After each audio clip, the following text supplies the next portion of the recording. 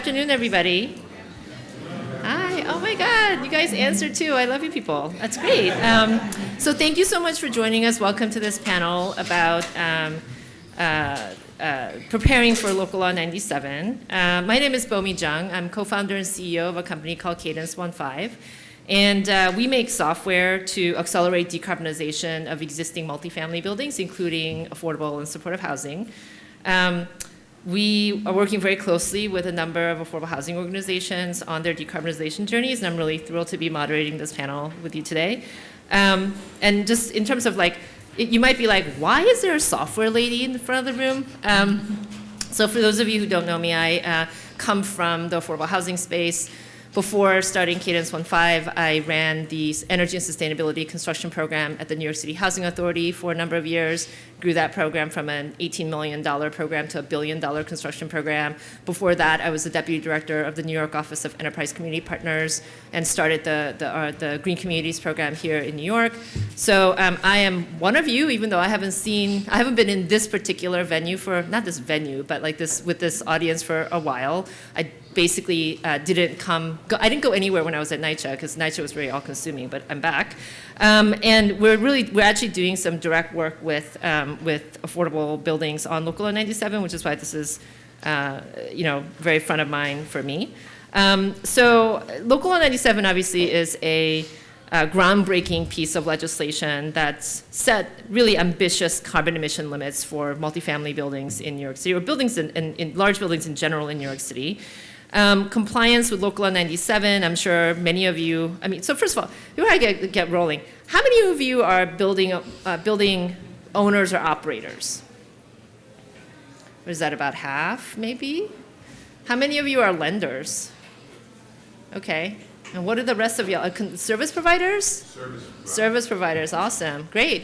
Well, thank you for that. That sets the stage for us as well. So obviously, again, groundbreaking law on the front of mind for many housing owners today. It's complex. It can be definitely challenging. But we think that, and I hope that you'll take away, is that with the right resources, partnership, and planning, it's achievable to really and ultimately very beneficial for both the city as a whole and obviously the residents that you serve. I actually want to go off script for just 1 second because obviously today's apparently it's the first day of summer. Y'all know that? It's the first day of summer, it's hot. We're at the start of a heat wave. And one of the things that I was thinking about today is that New York City DOHMH, right, has been telling us for years that the most deadly climate impact in New York is going to be high heat. And I'm sure that as folks who house vulnerable residents, that this is probably something that's really on your mind. And I just want to connect the dots between providing better protection for residents and Local Law 97, because I think a lot of our panel today is going to focus on kind of like the nitty-gritty of how do you actually deal with Local Law 97, but we can't lose sight of the fact that at the end of the day, the hope for Local Law 97 is that you end up with a building asset that is more protective of your residents, and I can't imagine an audience for whom that is a more important goal and a message than this one. So, our esteemed panelists to my right. So Amanda Clevinger from Bright Power leads the policy and programs team at Bright Power. She has been working in an advocacy role and advocating for affordable housing and for service providers to the city. I've seen her in action in person as well. I'm going to do the barest minimum of intros and then let each speaker fill in the gaps a little bit, just to give you a sense of why folks are here at this table. Anne Rahikainen is from Service. Oh, I'm gonna go out of order. Anne Rahikainen is from Services for the UnderServed, one of you. As a Director of Energy and Sustainability at SUS, she's been actually directly managing the process of compliance for SUS.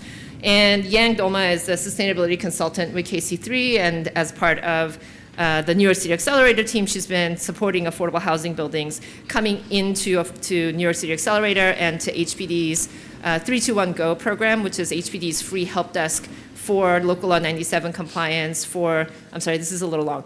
HPD's free help desk for Local Law 97 compliance for buildings who are subject to Article 321 path, so the prescriptive path.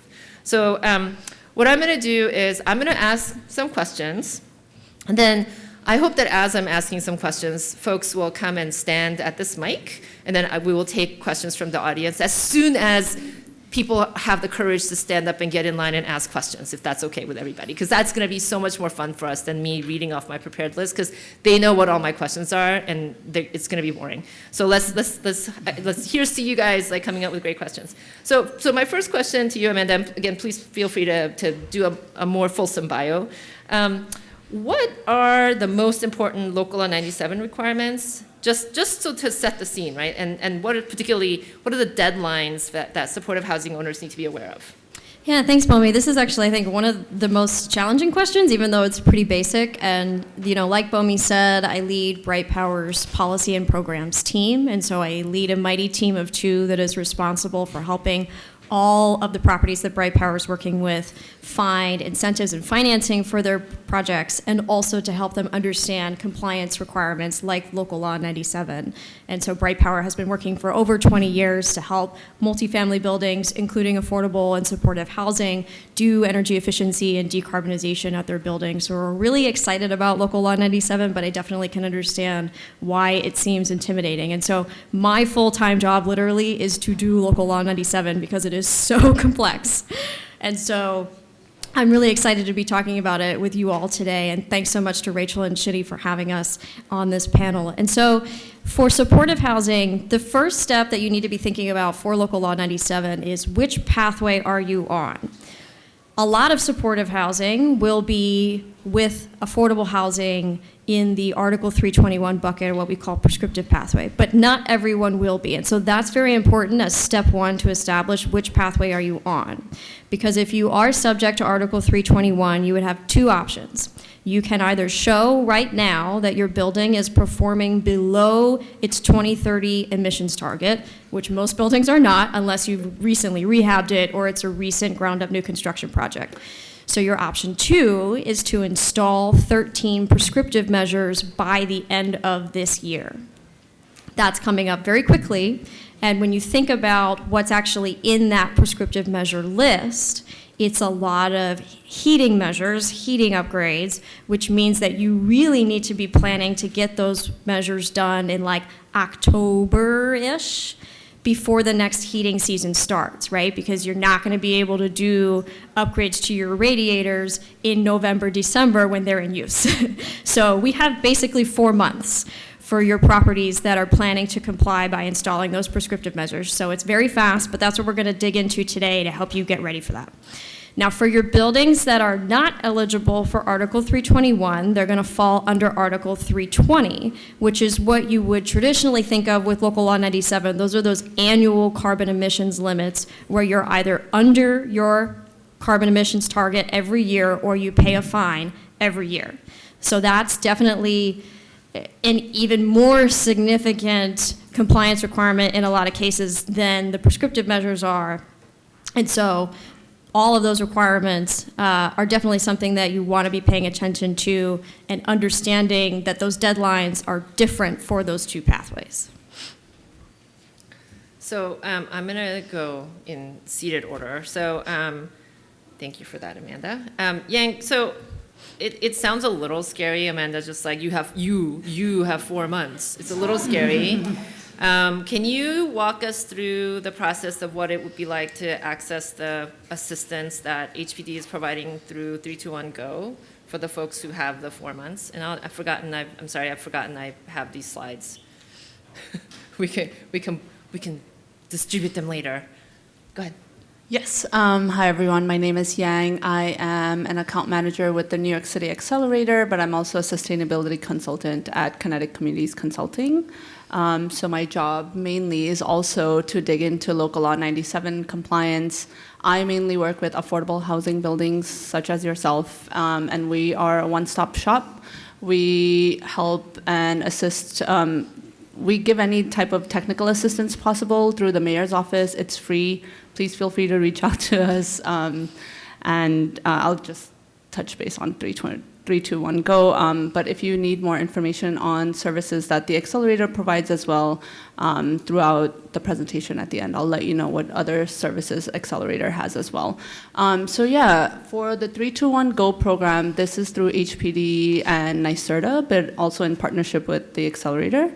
And this is a free program that we have for HPD asset buildings, HPD asset managed buildings, but the buildings also have to comply with Local Law 97, so buildings that are greater than 25,000 square feet. So thanks, Bomee, for pulling up the slides. It's a really simple process. If your building is asset managed by HPD and does need to comply with Local Law 97, you can go onto our website, hpd.c15.io. The first step is just to fill out a simple, quick form that asks for the building address, that you just input that. Once we have the building address, we'll take a look at the eligibility, which is the two that I just mentioned, right? The HPD asset managed part, as well as being over 25,000 square feet. So if your building falls into either of those two categories, we will put together a scope for your building, either under the prescriptive pathway scope or the 2030 pathway scope, and I'll talk about that on the next slide. Once we have those two scopes set up for you, we'll reach out for an initial meeting where we'll go over the scopes, both of the scopes with you, and also sort of in the nitty-gritty of any questions that you have, as to what these scopes entail, what you feel like is possible for your building, given the short deadlines that you have.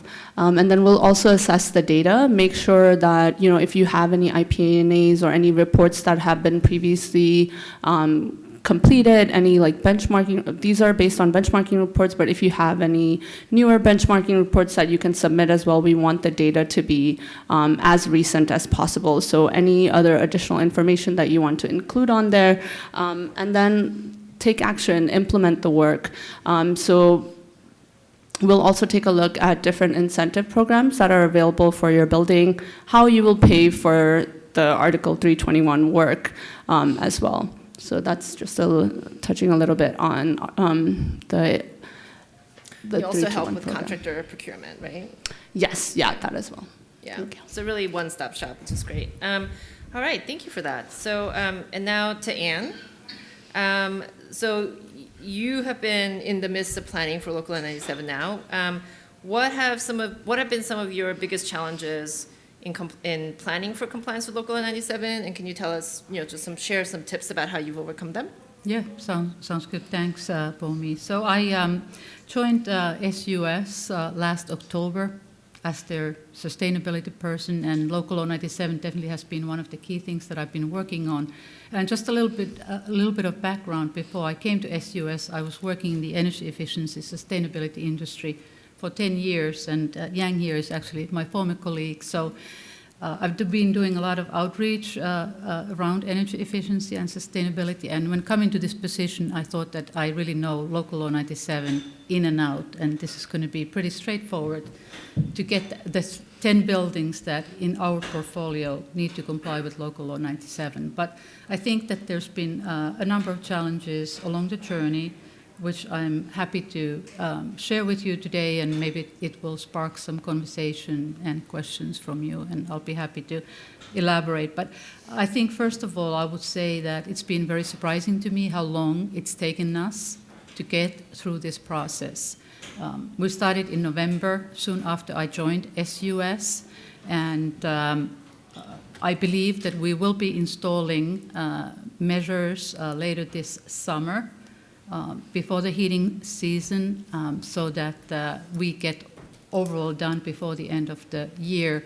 But it's a year, so it's much longer than I expected, especially because we are talking about 10 buildings, and some of those buildings are already performing pretty well, and there will be only a limited number of measures that we need to install in some of the properties. And most of our buildings are hydronic buildings, so that means that there will be fewer of those prescriptive measures that we will be installing versus owners that have older buildings with steam heat systems. So in that sense, we are very lucky indeed. But one of the things that we did fairly early on was that we did local law 97 assessments in our buildings, and I think that really got us to a really great start. But then what has been taking a lot more time is getting bids and getting the installation underway. And I think that part of the issue is that there's a policy at SUS where we have to get at least 3 bids for a particular project, which means a lot of work, and we love to utilize incentives, so that has added a little extra complication to what we're trying to accomplish. But New York City Accelerator here has actually been very helpful in the process. Earlier this spring, they hosted a local law 97 service provider expo where we went to the expo, and there we were able to interact with a number of quality vendors that are very familiar with local law 97, and I think that gave us a really great kickstart of getting additional bids in. So that was very helpful. Another challenge has been just getting through some of the incentive programs. It can take a lot of time. There's been a particular issue with some of the newer programs that are tailor-made for the prescriptive pathway and promise higher incentives, but we have just found that it takes very, very long time to go through that process. It's been 8 months now, and we still don't have bids. So I think at this point, our goal is to get installations underway in a matter of a couple of months. So we may have to turn over to another program that is much more established, has a lot of participating contractors and a lot of funding available to do the work that we need to do. So I guess that's a compromise that we have to do, give up some funding in order to be able to do things quickly and efficiently. And did you want me to pull up a slide or anything for you? There's an overview slide of my process of how the different steps that we have taken to comply with Local Law 97. And I'm sorry, it must be. Was it this one? No, it's a little bit earlier than that. You would have to go. Oh, this one. That's okay. the right slide that I'm referring to. This is like all the steps that we are going through to comply. And the program that I think is going to work best for us in terms of incentives is AMIB, called AMIB Prescriptive Pathway. It's very flexible, and there's incentive for a lot of the different prescriptive measures that we have to implement. And then, like my final point, there's, I guess, a lot of grievances here, but I think that we'll successfully get through this in time. But one of the things that happened in our case is that when we first started, we thought that all of our buildings would be eligible for the prescriptive pathway because we manage supportive and affordable housing. But when we started digging into the details, we discovered that that's actually not the case. And a couple of our buildings will have to follow the carbon reduction pathway, which is, I think, a lot more capital intensive, and it has slowed down us a little bit and slowed down the process of developing the work scope. So that was a bit of a surprise, but we are lucky in a sense that we are currently doing a lot of preservation work, so we hope that we can pay for those harder projects through that type of funding. So that's in summary some of the things that we have faced. Thank you. I think you're process-wise probably a bit ahead of folks, I think, many times, I think. So I'm going to come back this way. Yang, what are you hearing from the folks who are coming to 321 Go in terms of the owners who are coming in? Like, what level of preparation have they done? What are they coming after they've actually tried to do it on their own and then realize they need help? Like, what's the typical story? Yeah, most of the owners are definitely a little behind Anne and her team. Folks are just sort of in the beginning part of their local law 97 work, where they are just trying to get determination on if they fall under Article 321, Article 320, just getting like basic information on exactly what they need to do if they fall under either or. So I feel like they're really in the beginning of the process and coming towards, programs like 321 Go or to the New York City Accelerator for any type of guidance that they can, like I mentioned, from starting till end on what can be done. And a lot of folks, I think, now are more aware that like this is really happening because DOB has given us guidelines, and then for Article 321, there's also a filing guide that's been published. So I feel like a lot of folks were holding back until this became real, and and unfortunately, given the limited timeline, folks are just starting out and beginning. So that's also one thing that Bomee mentioned about contractor bidding, contractor procurement. We're really helping folks with that as well after we help them figure out which pathway to go. And then I know it's kind of dreary that there's 4 months left, and then reporting has to be done by May. But I really hope that today our session's helpful, and then we have some renewed like resources that we can share with everyone, so that it's not so much like building owners or affordable buildings have to do it themselves, but there are resources available to help you through that. And Amanda, if folks are suspecting that they're going to need to ask for more time or they need more time, what can they do? Yeah, we've fielded a lot of questions about this in particular, and so there's a couple of different options that will be on the table. A lot of the key details still haven't been fleshed out yet, so we could talk about what we know as of today, but there's still a lot more to come from the DOB.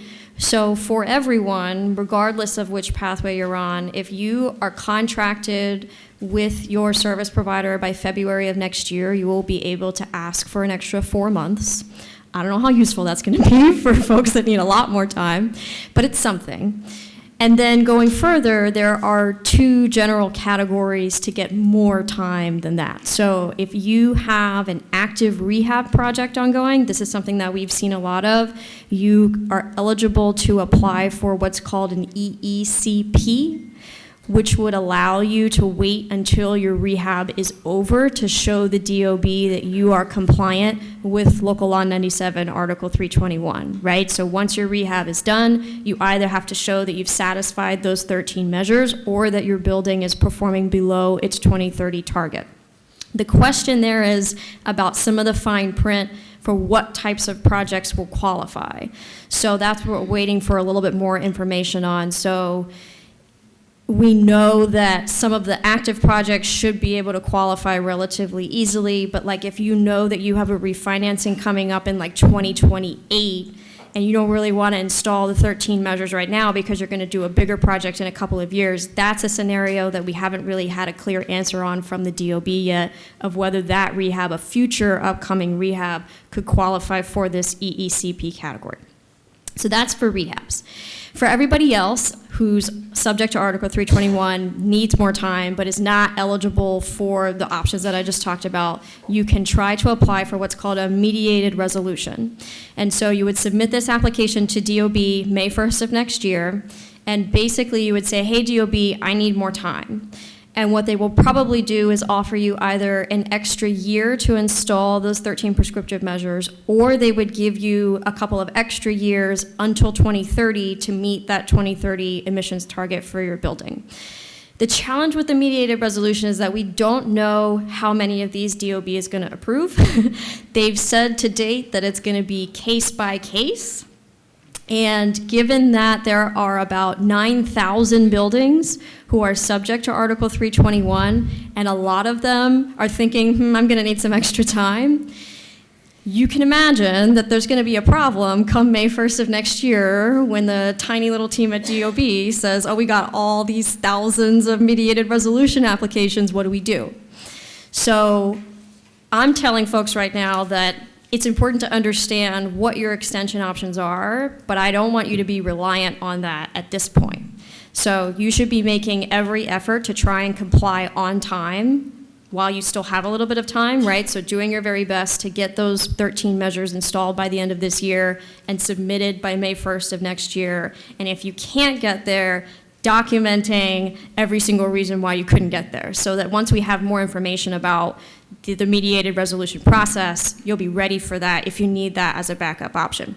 The last piece that we don't really know about the mediated resolution is what exact paperwork you're going to need to file for that. And it could be something as easy as just showing if you've had a recent energy audit or assessment or local law 87 audit. Like, you could pull that and say, hey, we've had this assessment of our building done recently, and that would be sufficient. But DOB could also say something like, you need to build an energy model and it needs to be very extensive, and that would be more expensive for you to file. So those are some of the open questions that we're still waiting to hear some more information on from DOB. Thank you for that. Yang, you have a slide here on was there something you wanted to say about this prescriptive path, performance path? Yes, yeah. Yes, for the 3-2-1 Go, like I mentioned, it's a really great, easy visual guide, and it's a free momentum scope, right? So just to go back to the question that I was asked earlier, what am I hearing from folks? When we help them determine sort of which pathway would be best fitted for them, these scopes are really helpful through the 3-2-1 Go program, and under Article 321 for any buildings that have to comply with that. There's the prescriptive pathway as well as the 2030 pathway scopes as well.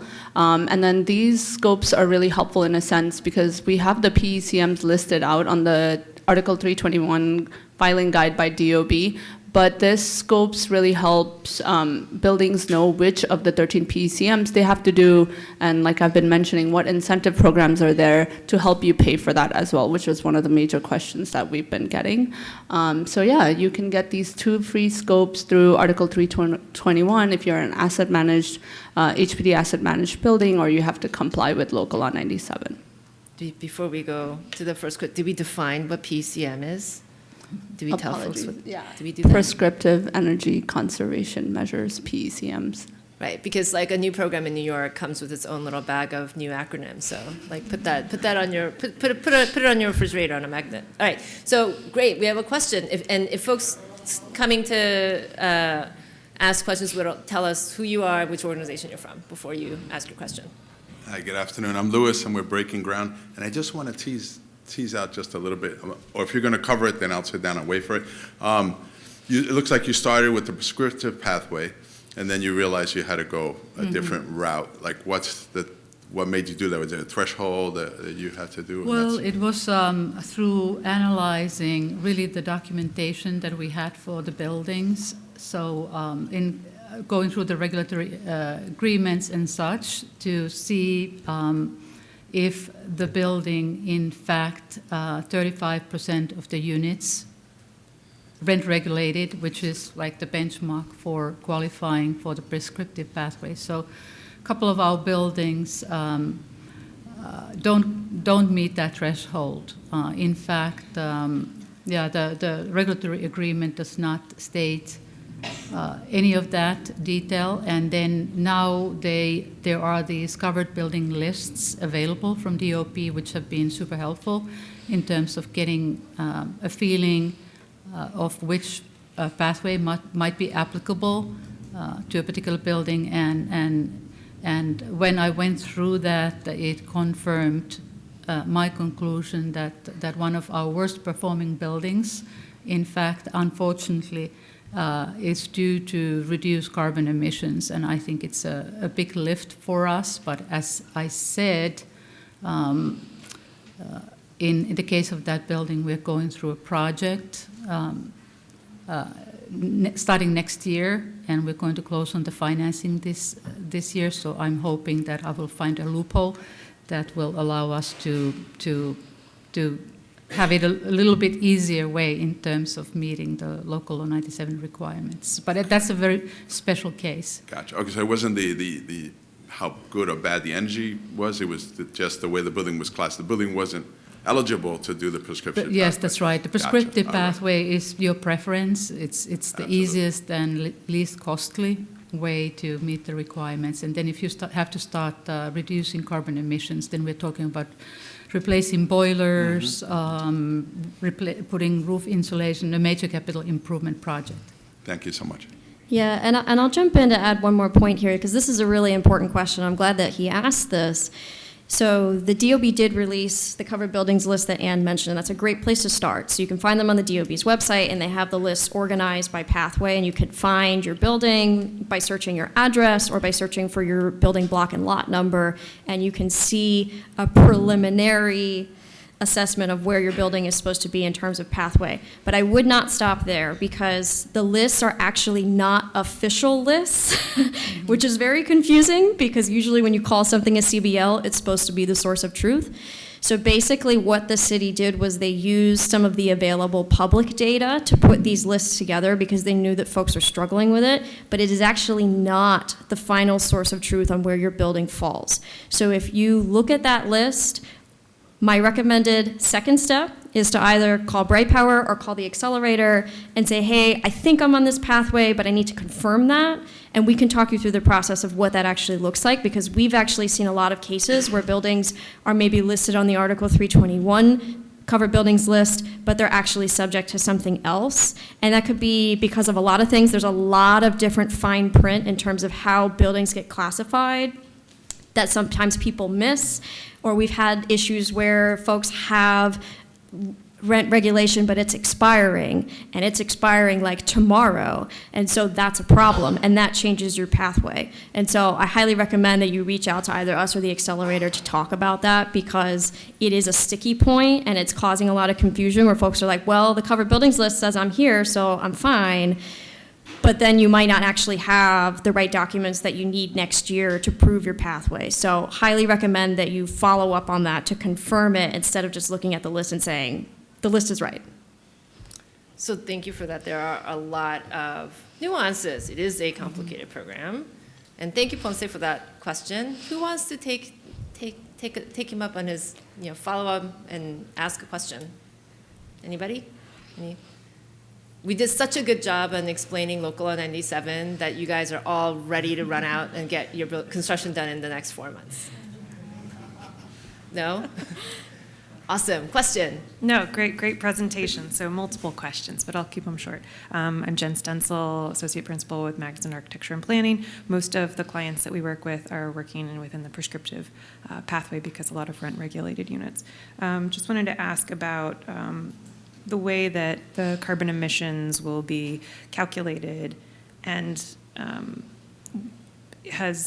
believe initially they said that we will be providing that information at a later point, and this may have been years ago when they said we'll be providing a certain threshold or a grade that you have to achieve in order to not have the fines. So has that, have those scores been published? And then the second part of that question is, will that change? Will the threshold change after 5 years or 10 years? Like City Council, will they want to up the minimum requirements? That's my first question. Yeah, I can start. So for Article 321, you're actually not subject to an annual carbon emissions target like everybody else is. So it's a little bit confusing in that sense. So for Article 321, your carbon emissions really only matter if you're trying to use what they call the performance option, where you're showing right now that your building is performing better than its 2030 emissions target. And so that's where the calculation comes in for these buildings. But it's a one-time thing. You don't have to comply year over year like everybody else does right now. Rules could change, but that's the way it stands right now. And so for the buildings that are on Article 320, yes, you are subject to that annual carbon emissions target, and it decreases and gets more aggressive over time. And we do also have those coefficients now, which is great, because when the law was originally passed, there were some of the carbon coefficients for like electricity in 2030 and 2035 that we didn't have, but they did release those in a rulemaking. So we can calculate that now for those buildings that are subject to Article 320. But for the buildings that are on Article 321, you really only need to consider the carbon emissions if you're trying to do that performance option, which most buildings are not, unless they've been recently rehabbed. Okay.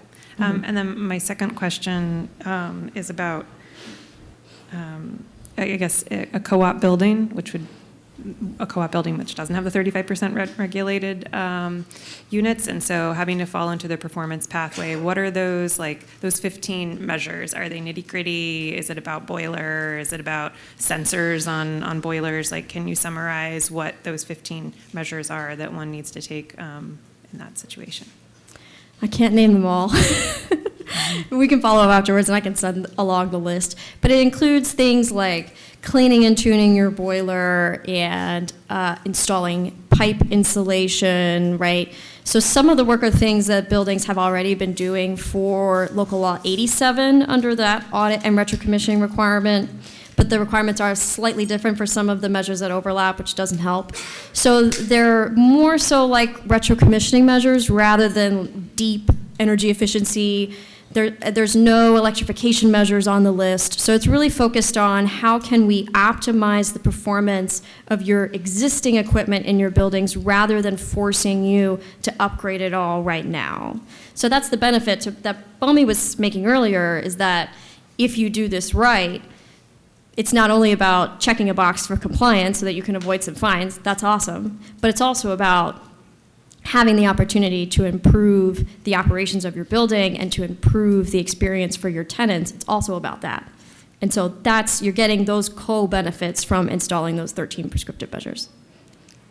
Yeah, I can touch a little bit on the 13 PECM's prescriptive energy conservation measures. 3 of them are operations and maintenance, so they're pretty simple. You will not need to input any new systems or make any changes. I can't name those 3, unfortunately. I can share the filing guide with everyone that lists out each measure, what minimum requirements folks are looking for. Oh, we might have got it. Okay. Okay. So we have the filing guide. Yeah, I carry it with me all the time. Anne's coming in clutch. All right. Just to give a quick overview, the 3 operation and maintenance are just temperature set points, setting the temperature of the building to a comfortable temperature. The second one would be repairing leaks if you have any heating system leaks. And the third one is just making sure your heating system's functioning properly. Thank you so much, Anne, for this. There's 10 other ones, and I don't want to bore everyone by listing each of them, but I do want to touch a little bit on what Anne mentioned about the AMEP program, the Affordable Multifamily Energy Efficiency Program. So 8 of the rest of the 10 can be incentivized through AMEP if your building is eligible for the program. That's one of the really great incentive programs that you can take advantage of. And hopefully that helps folks. That's also something the Accelerator can help you with. Yeah, and I would just add that HPD has a sustainability website, which I like a lot, and they post a lot of the latest information there, and then this Article 321 filing guide is there, and you can print your own copy, and it's very visual and very detailed, and it gives you a really good sense of what you have to do to meet the requirements of these prescriptive measures. Other questions? Hi, Greg Marr from the Leviticus Fund. And I wondered 2 follow-up questions to what you said. One, you said there are vendors, contractors who are now Local Law 97 knowledgeable. And so the question is, are they sort of marketing themselves in that way, and how do you find them? And secondly, sort of the other side of the coin, you said it was an 8-month delay for you actually finding a contractor, I think. Sure. If you could address those. Okay, well, I'll start with the 8-month delay first. Sorry if what I said was confusing, but what I meant is that it has taken 8 months for us to get through a specific incentive program. It's a pilot program that provides higher incentives for implementing these prescriptive measures. And I'm very fond of utilizing incentive programs. I'm pretty familiar with them, but in the case of that program, it's just, I guess, so new, and it's taking a long time. There's not enough contractors participating in it. So we're likely going to drop out and then just move over to this prescriptive AMEP program that's very flexible, and it's It's been around for quite a long time. It just has a new name. It was previously called Affordable Multifamily Program with higher incentives for affordable housing, but now it's called Affordable Multifamily Energy Efficiency Program. So that might work much better for us. And then in terms of the, what was the other question that you asked?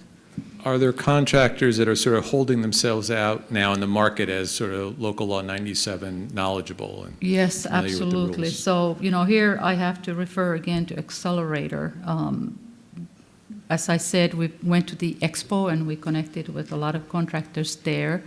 And they, in fact, have on their website a specific section that lists service providers, different type of contractors that offer different type of services. And I think that they are all, quite familiar with Local Law 97, and you can use filters to search what you're looking for. So I definitely recommend that. It has worked very well for us. Great. Thank you. And I just want to let folks know also two things, just point of fact. One is the AMY program is the affordable version of the utility incentive programs that are run by Con Ed and other utilities in the state of New York. The AMY program, it's actually as a piece of programmatic initiative. I think it's kind of a groundbreaking program in a lot of ways. But it's the way it works is that. I guess I shouldn't speak because I'm not the expert on how you qualify for it. But Yang, do you want to speak just a little bit to like how you qualify for AMEP? Yeah, so the qualification for AMEP, how the program is sort of set up is that you are either eligible for electric measures or gas measures or both. And in order to qualify for eligibility, you have to be paying into, I believe is SBS. Service benefit charge. Yes, the service benefit charge, yeah. So if you're building... Oh, sorry. So yeah, if your utility is either like Con Ed or National Grid, not having to specifically be under either of those, but that would mean that you probably are eligible. And then we also have an AMEP team at KC3 that takes a look at your AMEP eligibility. So that's also something else in this one-stop shop train that I have going on today. But yeah, looking at your building that's paying into the SBS charges, they'll also take a look at your energy consumption for gas and electric to make sure that you're meeting like the minimum set points for that. And just to touch on the contractors that you were mentioning, like Anne mentioned, you can go onto the Accelerator's website for Article 321 or any type of other Local Law 97 reporting. You will need to get in touch with the RCX agent, which is a retro commissioning agent.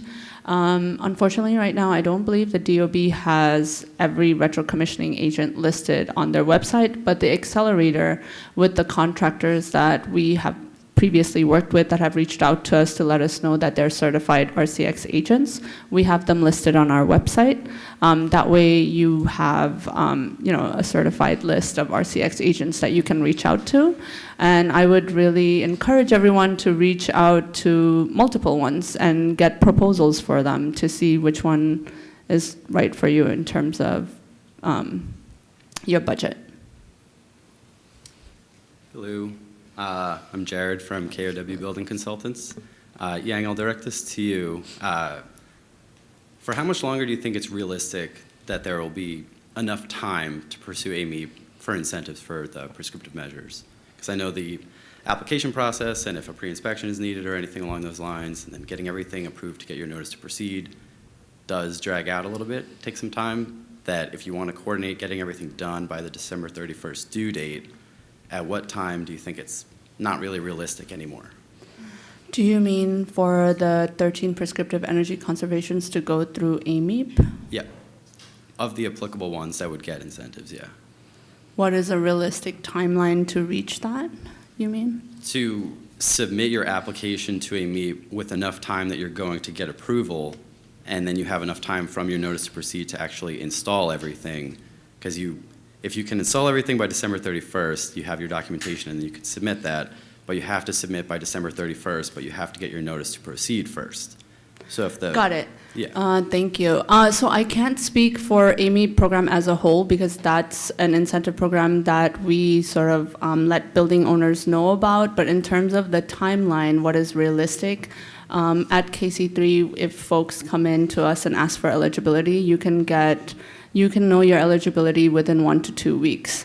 We've also highlighted this to Con Ed that this process is arduous, but that's mainly what I've seen for comprehensive projects. So we are in conversation with Con Ed about maybe having an accelerated process for the PECM work, but we have not heard back from that yet. Yeah. Yeah. Time's running out a little bit. Yes. Thank you. Yeah, and I'll add on to that. We have also made the utilities aware in a meeting earlier this week to talk about some of the same issues of, folks who are installing these 13 measures on a really, really tight timeline. And, to your point, the incentive programs don't always move on a super tight timeline. So getting that accelerated approval is a great step. We also flagged things like properties where they are granted extra time via a mediated resolution, for example. Could you do part of the work now and part of the work next summer and still get incentives for it? Because that's something that historically the programs weren't big fans of. So we're working with them. The conversations are ongoing. But one of the things that the utilities want to see is that building owners are actually making an effort to comply with Local Law 97 on time. I think one of their hesitancies is they're saying, well, the market hasn't really gotten going yet, like maybe we don't need to set aside money for them. So I think if you guys, really show that you are committed to making this happen, that will help conversations with these programs to say, hey, we need budget for you. So, it's a two-way street. Do we have another question? No? Then I just want to make sure we cover this because I feel like this has been a pretty comprehensive walkthrough. Amanda, you want to talk about the verification process a little bit? Yes, we have a slide. We have Awesome. a good slide. Oop, that one. Okay, so Anne raised an excellent point when she was talking about the process that you want to be thinking about when you have buildings who are subject to Article 321 and you're choosing to install those 13 measures. I know a lot of you are probably jumping right to, I need to get this installed by October. I have 4 months. You're freaking out. Understood. But there are other pieces of this process that we need to understand as well. Jumping straight into the installation is not going to give you the best chance at a successful compliance, right? Because you don't want to spend all this money and get to May of next year when you submit to DOB and then DOB says, well, you didn't hit enough of the units for your TRVs or you missed some of these pipes for the pipe installation. Like you tried, but you're not hitting 100% successful compliance, and you could be at risk of fines. And so our recommendation for everyone to reduce your risk of fines as much as possible is to get an assessment first before you start the installation process. Now, I know that we're running out of time, so we are trying to move very quickly to help you all move very quickly. But having that assessment, particularly for some of these more complex projects, like I said, where maybe you have like a 500 unit building and they all need TRVs, like that's a pretty extensive set of work. And by having an assessment performed first, you can get a sense of how much it's going to cost. It will help make the bid process a little bit easier because, like Ann said, there could be some struggles with that. And it will help to proactively anticipate what some of those issues with the DOB guidance that you might face. So that's my recommended first step. It's not required by the DOB. You're not required by the law to have the assessment, but it is in your best interest to get your buildings assessed before you do the installation work. So once you get your assessment, you do your installation work. Hopefully you can get it done by October. Do the best you can. After that, you have to think about the verification and submission process. You're not done yet. So the law requires you, like Yang was saying, to have a certified retro-commissioning agent. That's that RCX agent. And in most cases, the DOB will not allow you to do that yourself. Even if you have someone in-house who has the certifications, they're going to require you to use a third party. And so you want to start thinking now about what you want to do for your verification and who you want to use. I know a lot of you are like, well, I haven't even done my installation yet. How am I supposed to think about the verification process? And we know that it's a lot. But going back to what I was saying earlier about how there's going to be 9,000 buildings doing all of this at the exact same time, if there's a service provider that you have in mind, you should have that conversation tomorrow, because there's 9,000 other buildings who are going to be having that exact same conversation, and I am pretty certain that there's not going to be enough quality service providers to go around if you wait until December to try to sign up the retro-commissioning agent that you want. So now is the time to start thinking about that. And so what your retro-commissioning agent will do is, once your installation work is finished, they will go and inspect and document and photograph all of the work that you've installed, all of the measures that are applicable at your building, or for the measures that are not applicable at your building, verifying that they're not applicable and why they're not applicable. And they will compile that documentation and prepare it for submission to DOB by May 1st of next year. And so the requirements will vary depending on which measures you're installing at your building, in terms of which exact photos and like what kind of sampling we need to do. And so Bright Power will be providing this service. And there's also going to be a mix of measures where your retro-commissioning agent can attest with just a visual inspection of whether or not you have successfully installed that measure. And then there's going to be other cases where there's a DOB-provided Excel workbook that we're going to be filling out. So it will vary, and that's why it's good to start those conversations now, because the cost will be dependent on which of those measures are applicable, right? Because if you have a mix of measures where it's really just the ones where we need to visually attest, that's going to be cheaper than measures where your retro-commissioning agent has to do the DOB's workbook. And so that's something that you want to be thinking about now. It's something that you want to be budgeting for now. And so I know it's a lot, but that's between now and May 1st of next year, you know, the full process that you're going to need to be thinking about in order to put yourself in the best position possible for compliance next year. Yeah, it's also needless to say, like, make that person's job easier by actually keeping documentation as you go. You don't want to be starting from a blank slate. All of a sudden, the retro-commissioning agent comes out, and then they have to, like, you have to scramble to find them, all of the, you know, what's been happening before they showed up. So make that person's job easier. And question? Yes. So this is a question about the Article 321 performance pathway. The emissions coefficients have been published, but for the 2030 performance pathway, are we using the emissions coefficient for 2024, or are you using the emissions coefficient for 2030 to meet the performance pathway? Because looking at my portfolio, I work at Self-Help Realty Group. Hello, Yang. We've been emailing. Account manager.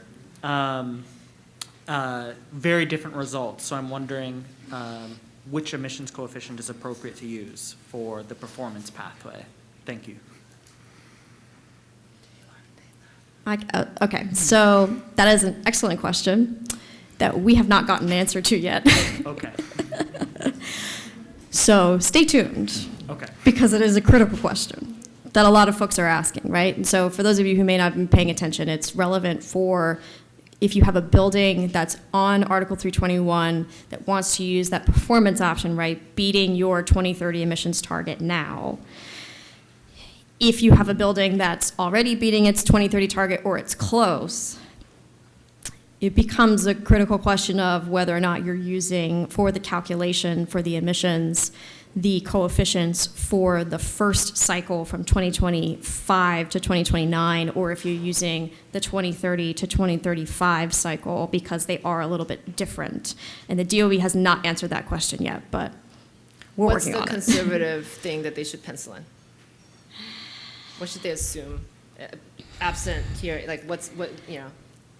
In most cases, it will be harder using your coefficients from the 2025 to 2029 period for the fuels, for electricity and the fuels, because the electricity and the fuels are all going to be getting easier and less carbon intense from 2030 onwards. So in other words, if you clear the bar with the earlier period coefficients, then you're safer in thinking that you are okay, right? Right. Thank Super. you. Great. Any other question? Another question?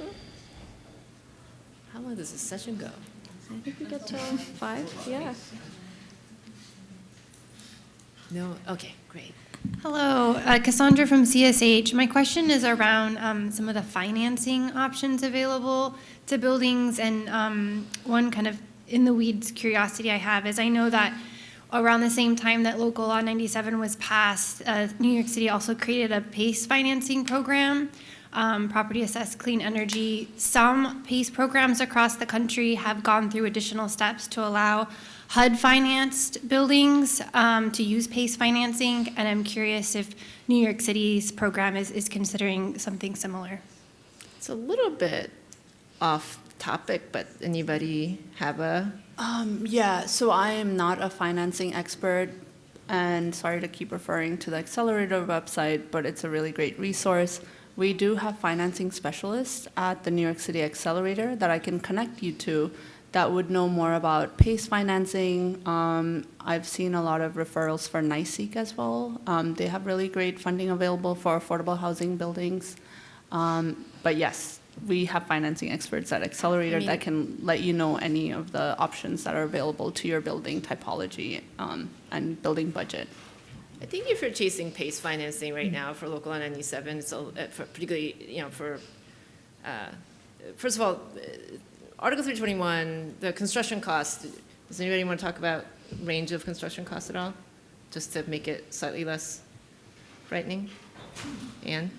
Well, I think in our case, I can talk about what it's going to look like for us, but as I mentioned earlier, in our case, we have buildings that have hot water systems, so it's a little bit less costly to install these measures. And based on the some of the proposals that I have gotten so far, I think the most costly part of the process for us is installing new boiler controls and in-unit sensors. And currently we are using more simple and older technology across our portfolio. So we will be swapping boiler controls in all of the buildings. And overall, and in addition, we will be doing LED lighting and then some other smaller things. And all together, I think we could be in the $20,000 to $40,000 range without incentives, but then there will be incentives that will lessen the cost. But that may give you a ballpark. If you have steam heat buildings, I think we're talking about much higher costs. Yang, any comment on what you're seeing pricing wise, or Amanda? No. I haven't really taken a look at specific pricing costs for So. I think 40 to me sounds very high based on what we've seen. This is not this isn't the. I guess the prescriptive measures that we're talking about are relatively each measure by itself is relatively. Low cost, relatively, right? That was the whole point of the prescriptive list, was that there was supposed to be a set of relatively low cost measures. So, no thoughts from Bright Power, huh? Come talk to me. But right. I think if you do have a and when I provided an estimate, I didn't want to get too specific, but I said from 20 to 40,000, in a range. Again, with steam heat buildings, you have to do things like master venting, you have to put in TRVs, you have to do You don't have to put in TRVs. Pardon? You don't have to put in TRV, I just want to. Okay. So, yes. Yeah. Because the in-unit work is scary, right? So I just don't want to process. scare people more than necessary. It's scary enough as it is, right? We don't have to make it scarier. So. What is TRV? Thermostatic radiator valves. This is one of those things, I think one of the challenges, right, has been we've been in a process of discovery as DOB has been making rules. And that's been going on for a long time now. And I think that this is part of the challenge has been there's a lot of confusion about what's actually in and what's out, because things keep changing. I think again, we keep saying the same things, but if you have a favorite technical service, assistance provider, like whether it's AEA or Bright Power or Steven Winter, whomever it may be, or EME, whomever it may be, please make sure you're giving them a friendly update every so often, or subscribe to their update emails or whatever it is, because things do keep changing. And then of course if you need to pick up a phone, then of course Accelerator is always there, and the 321 Go program is always there. Other questions? I can keep making up other questions, but it's more fun if you guys ask, really. Have we shocked you into silence? So let me survey. How many of you learned something that you didn't know about Local Law 97 today? Okay. Yeah. How many of you, of the things that you learned, have you learned something that's going to actually help you comply on time? No. Nobody's going to help. This is it. Nobody's going to comply on time. We're done. No, really. Is that because the main thing that you've learned is it's so complicated? What's the thing that's, so let's just complain. Like, you don't even have to have a question. Let's just complain, right? So like, what is the thing that is the most confusing right now? Well, sorry guys to cut you off. Less of a question, more of a conversation piece, right? Like, do you guys feel this is one of those cases where DOB passes a law and one of you guys already exposed it, saying there's only a handful of good commissioning agents out there, and there's 9,000 buildings, so you're going to come to a point where the deadline is approaching, and there's just not enough service providers. I mean, all the Bright Powers and AEAs out there, there's just not enough folks out there to handle the workload, the bandwidth. Can't imagine Accelerator getting like 9,000 phone calls about like, hey, we got to meet a deadline, right? Sir, will you also tell us who you are? Oh yeah, sure. So we can all be friendly. Sure. My name is Hassan Bahar. I'm from the Community Builders. I'm a property owner, manager, all that. So great. Yeah. So the comment is there going to be is there a snowball's chance that DOB has enough people to process all the applications at the filing period? DOB and New York and New York City as a whole, capacity. like all the consultants that are required, contractors, energy consultants, everything. Like I just feel like you guys can be honest with us. Like, do you guys? It's a worry, right? Like we've already expressed that there is a worry about capacity generally. I'm going to give you a little ray of hope. Can I do that? Is that okay? Can I do that? Yeah. Okay. So the ray of hope I'm going to offer you is this. So we support the 321 Go program, right? This software that you were looking at earlier, that's our software. One of the things that we've done in support of 321 Go is we started trying to figure out how can we do the contractor procurement faster and cheaper. So we actually ran, and this is not public. I'm actually not supposed to, I don't know if I'm supposed to talk about this in public, so like don't tell other people. But we ran we started a program to try and do aggregated procurement for PCM installation. So we did the first bid last week or 2 weeks ago, Jung, I can't remember. It's relatively recently, last week. And I want to, I was floored by the results we got, and it's an N of 1, right? We've done this one time so far, but we have a bunch of other planned bids happening. So what happened is the bid was for 12 buildings, and the bid was open. It was open to contractors. 7 contractors were invited. Those 7 contractors got access to the bid documents at 8 a.m. The bid closed at 4 p.m. the same day. So it was open for 8 hours. Honestly, I've done a lot of bids. I was a little worried we weren't going to get bids. But out of the 7 who were invited, 4 contractors responded. Out of the 4 contractors, 3 of the contractors had a bid variance less than 10%. Okay? Ponce, is that good? Yes. Thank you.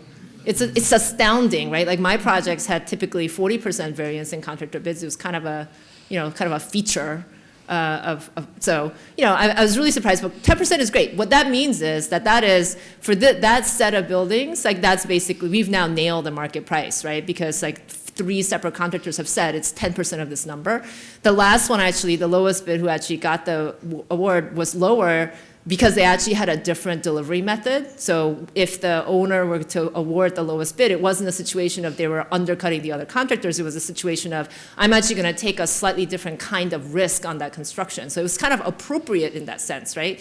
Because you're trading slightly higher risk for sort of slightly lower cost. So I think that like because we have a community of service, like that, it's Accelerator, KC3, HPD, like we've got a lot of, the service, service providers, Bright Power, Steamwinner, all of those folks, like we're all trying to help you meet this crazy now. It wouldn't have been crazy if it had been like a little bit clearer earlier, but it now feels very crazy. But we're all here to try to help you meet these deadlines. And honestly, a bid that's open for 8 hours that had 10% variance, I'm just like, that's Christmas time for me. I think that's amazing. So I don't know how y'all feel, but yeah.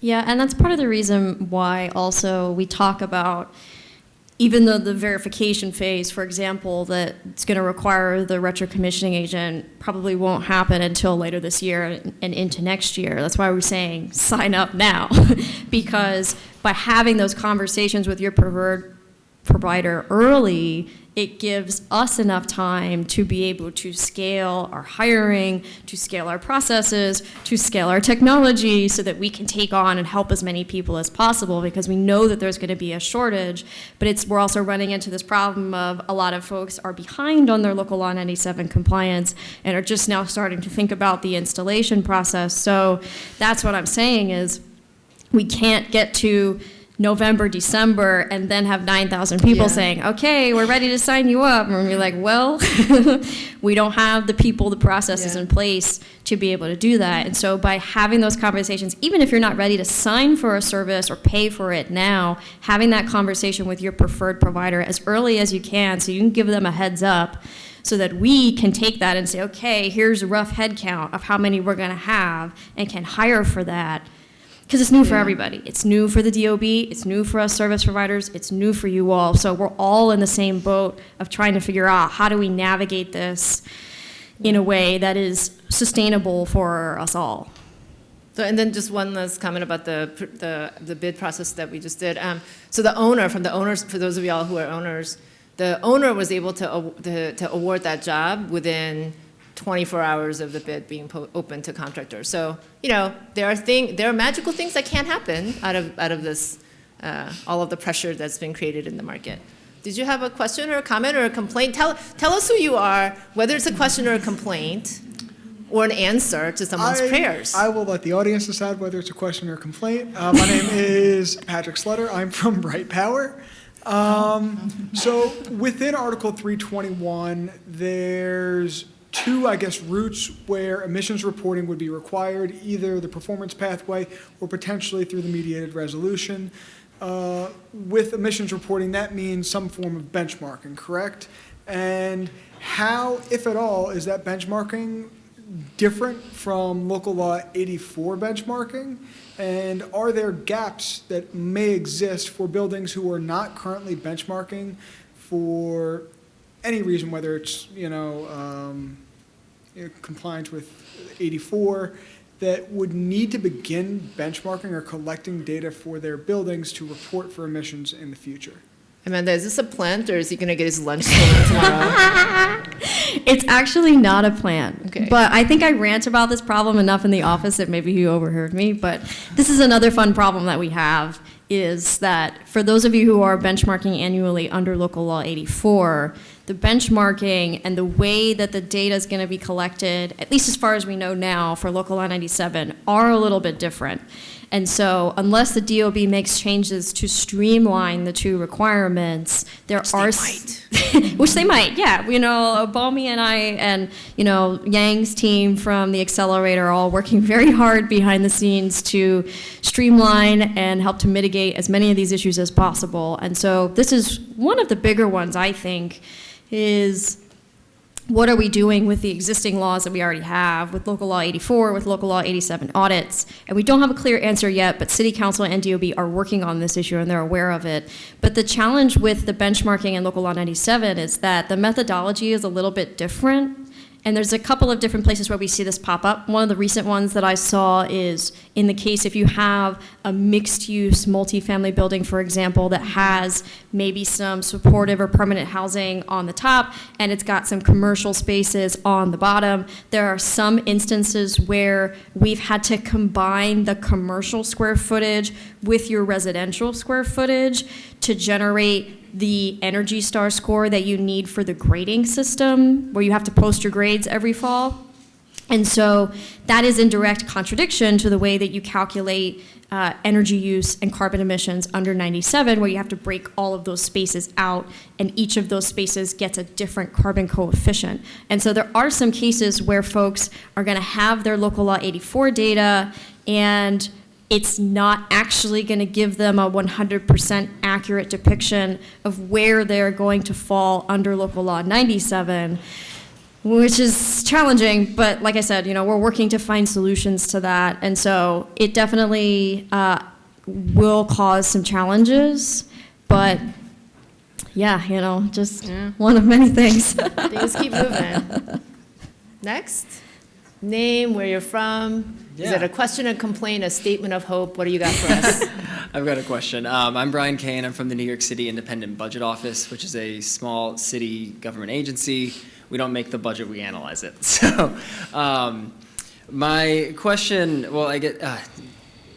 clearly we want everyone to be able to comply with Local Law 97 for many positive reasons, but I don't think it's a secret that people will consider just paying for non-compliance. What are the fines for non-compliance? Yeah, I can take that on. So for Article 321, your maximum fine would be $20,000. So it's 10,000. Annually? Yeah, the penalty. No, not annually. For Article 321 right now, you only need to comply once, and the way the law is written, it would be a one-time penalty. I think they updated that to annually. In the latest filing guide. I think it's now annually. We'll see if that sticks. Sorry, so yeah, annually. Okay, great. Thank you.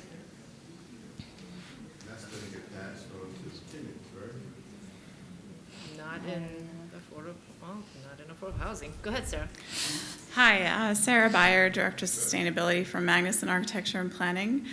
I'm wondering from the projects you've seen, if you have data on the payback of a typical project in terms of energy savings for the upfront costs. For the PCMs? Yes. And the second question is, how important is this building stock from a carbon perspective for the total carbon emissions from our buildings? Anybody want to jump in on that one? Well, I guess I could comment on the payback. I think that's probably the most simple question here to answer. And I think, as mentioned before, a lot of these prescriptive measures are considered retro-commissioning measures, so fairly lower cost. They still can have a big impact on the building energy use. So I think that there are in general measures that everybody should be implementing, and that's why they're part of the prescriptive measures. And in terms of the payback, I think a lot of them will have a very quick payback. We're currently talking with a vendor for boiler controls, and they are telling us that by installing these in-unit sensors in a building that has hydronic heating system, we could save as much as 20% on annual energy use, and it will have less than 1 year payback. So we're very excited about putting them in our buildings. I mean, those and those numbers are going to be better for steam. So sure, right. As long as whatever. There's always caveats, but anyway, other comments? Yeah, I think that's all for me. I'm not sure if others can answer the other part of the question. I mean, this In isn't ter- like in a terms of the new carbon list emissions This impact. this isn't a list of new things that we've never done before, right? Like master venting has been around. It's been something that we've been doing all over the place, right? Like indoor temperature feedback is a thing that's been around. Like we've been doing it. I mean, NYCHA did, like 5 years of nothing but, well, not nothing, but like we did a lot of indoor temperature feedbacks and boiler controls at NYCHA, right? That was the majority of the performance contracts that we did while I was there, for example. So, I mean, these are known technologies. And right now, I think the general sense is, the reason why it's going to be a good idea is because they're relatively low cost. We know that they save money pretty reliably. And so I haven't really heard people asking the question of like, well, what's the specific payback on, on this specific list of things? Have you guys? No. Yeah, it really is funny, right? I kind of like that. I don't feel like it's the best, like how many years payback is necessarily the best decision criteria. So I kind of like that. But, sir? Are we hopeful? Are you asking a question? Are you complaining? What are we doing? Question, Chris Perrin from Curtis Ginsburg Architects. Just wondering if the overall goal is to reduce citywide carbon emissions, if there's an idea that you can kind of package low-performing buildings with very high-performing buildings. So you're kind of targeting maybe one passive house retrofit, and then you can like kind of distribute the carbon across your other portfolio. Are you proposing new legislation right now? Like, should we be taking notes? Well, right? instead of just having 9,000 buildings needing to do all this stuff, maybe it's more feasible that 50% of that or 25% of that could be kind of leveled out to hit an overall target. Well, should I just do a real quick like throwback? Or Amanda, do you want to do the throwback to where this came from thing? Or I can. Why don't you do it? Okay. So you have to remember that the Local Law 97, there was already a targeted population percentage that was in mind when this was designed, right? It was designed so that about 20% of the largest buildings in New York City would be subject to the limits, right? And so it's not everybody, right? It's large buildings only to begin with, because they did analysis for I don't know 5 years or something. That actually, if you go look back at what was going on in the mayor's office and the reports that were put out back then, they had already done this market analysis and segmentation analysis. And so they were targeting the largest buildings because that was where the pollution already was. The first hurdle of 2024 was meant to catch 20% of that group of the largest buildings. It's designed to flip in 2030. So it was meant to be a multi-year ratcheting up of performance. I think a lot, and I'm just going to opine. Yes, they gave me a mic. I'm going to use it. So I'm going to opine. So had we actually been working on figuring out how to comply for all of the time that we've had so far, including doing rulemaking, including doing outreach and education. If we had actually used that time well, then we would be better aligned to actually meet the intent of that original law, which was to say, let's get into a habit of repeated incremental performance improvements over time, right? And so, I mean, to your point, this wasn't. I just want to remind folks, right, that this was like it was a long process with a lot of participation. Every energy service company in the room today was involved in the designing of, some part of the analysis or the segmentation or the, design of the actual, final thing over the course of many years. I mean, I'm not talking about like the thing that became Local Law 97. I'm talking about that entire trajectory from the greater, what the heck was it called? Greater Greener Buildings Plan? Was that the original one? Yeah, I think that was right. Yeah. So just like, throw your mind back, like the past is with us, right? Yeah. Give us hope. Give us hope. What's going on? It wouldn't be beneficial to just try to package things into like a leveling carbon footprint? Well, you know what? You should ask that to NYCHA because that's NYCHA's situation with Local Law 97. Right. See how that's working for them. Thank you. I mean, I honestly don't know. So. Hi, Maura Crew, Bank of America. Just a point of clarification: 321 fines are annually. Oh, thank you so much. I don't know that gave us hope, but yeah. I said clarification, not hope.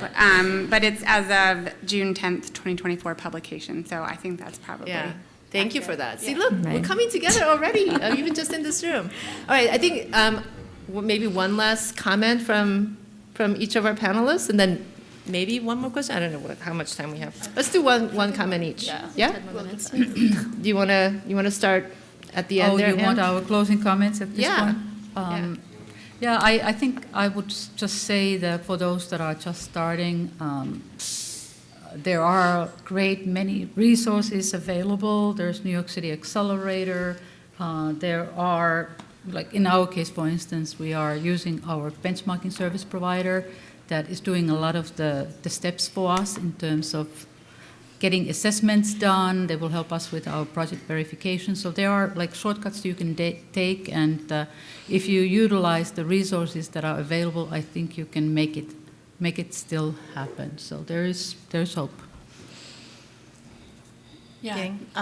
Thanks, everyone. Yeah, I think my one closing remark would be, and not to be corny, that you're not alone. Like I mentioned, there are some resources. Everything is not perfect from everything that we've discussed today, but we really want affordable housing buildings to know that there are some free resources, such as the 321 Go program, Accelerator. It's a free technical assistance. I would advise everyone to please use these free programs that are available, so that before you spend money, you are able to at least figure out which prescriptive pathways you can go to, get some free scopes to see which buildings, which scopes align with your building, figure out which financing methods to go forward with. And then, like we saw, we are not perfect as well, Accelerator. There are some things that we don't have answers to, but we try to help affordable housing buildings as much as we can with the ever-changing Local Law 97, like the annual fees that are just occurring starting this month. So, yeah. Yeah, I think that's a really great point, Yang, that you don't have to do this by yourself. I strongly encourage you not to think that you can do all of this in-house and you will be fine. And, you know, in addition to lightening your load, it will put you in such a better position for successful compliance if you work with, you know, a quality service provider. It will ease your load, but it will also reduce a lot of your risk. Because like I said, this is my full-time job, is working with DOB, working with the city council, working on all these different advisory groups. And even though, you know, the guidance has changed somewhat, like we said, and I know that a lot of folks, your first inclination is to just stick your head in the sand. When you work with a quality partner, you don't have to be that person who is constantly monitoring everything that the DOB puts out of like, oh, there was another change. Oh, there was another change. Oh, we got to rethink this. Like, you can work with your partner on those issues so that you don't have to do all of that yourself. And so it doesn't reduce the risk 100%, you know, with any new type of law like this in this situation that we're in, there's always risk, but you can reduce that risk significantly by working with that quality provider and having a partner in this. And so if there are more changes from the DOB, new legislation from City Council, which might be imminent, it's always changing, you don't have to do that yourself, and we'll help you. And they can also help if there are cases where, you know, we get to May of next year and there are still open questions. All of us service providers who understand the compliance landscape, we know most likely what the DOB will go for, whereas that's really hard for you all to anticipate on your own. So that's my suggestion. If you take away one nugget, don't try to do this by yourself. Yeah. Well, so our goal for this session was to hopefully give you a clear understanding of what Local Law 97 compliance entails, the steps that you would need to take to comply, point you to some supports and resources to help you do that. And so I hope we were able to meet at least those goals. I just want to say, like, thank you in advance for all the work you're going to do for these buildings. Because honestly, right, like, I just want to go back to the fact that, like, we're here at this conference not because, you know, like, this isn't a conference about selling energy efficiency work. This is a conference about running supportive housing buildings for vulnerable residents. And honestly, I just, again, want to come back to where I started, which is, you know, the work that you're doing on compliance is not just work that you're doing on compliance, right? This is, you're reinvesting in these assets so that they can continue to house folks in a safe and healthy way for longer. And so thank you for the work that you're doing every day to do that stuff. And then thank you again for, going through this convoluted, somewhat complicated process. In this particular case, at the end of the day, we're all trying to get to the same point, which is better buildings that protect people well from climate change, right? So please join me in thanking our panelists and sharing their experience, and thank you for your time.